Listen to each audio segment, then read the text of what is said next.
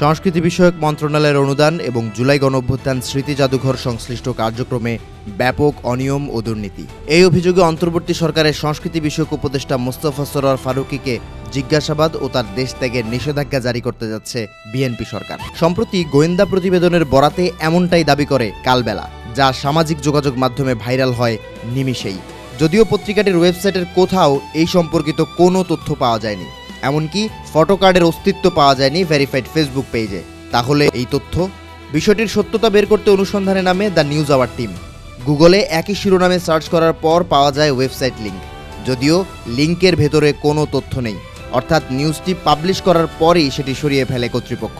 যদিও the news our team প্রতিবেদনটির একটি copy খুঁজে বের করে, যেখানে দেখা যায় এমন বিস্ফোরক দাবির পেছনে সূত্র হিসেবে ব্যবহার করা হয় সামাজিক যোগাযোগ মাধ্যমে ছড়িয়ে পড়া মন্ত্রিপরিষদ বিভাগের একটি নথি।